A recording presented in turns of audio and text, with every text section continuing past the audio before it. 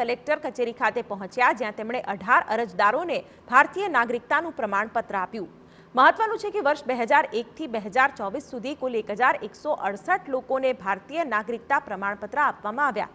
હર્ષ સંઘવીએ વિગતવાર માહિતી આપતા કહ્યું કે આપણે સૌ જાણીએ છીએ પાકિસ્તાનની શું પરિસ્થિતિ છે.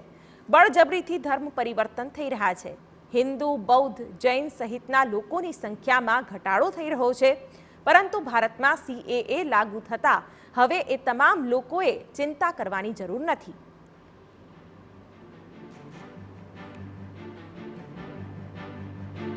ત્યારે ત્યાંના લઘુમતીને આપણા ભાઈઓ એટલે કે આ બધા જ લોકોને પોતાના પરિવાર જોડે સુરક્ષિત રહી શકે તે માટેની વ્યવસ્થાઓ ઊભી કરવામાં આવી અને આ વ્યવસ્થાઓ થકી આ તમામ લોકો ભારત દેશના નાગરિક બની શક્યા.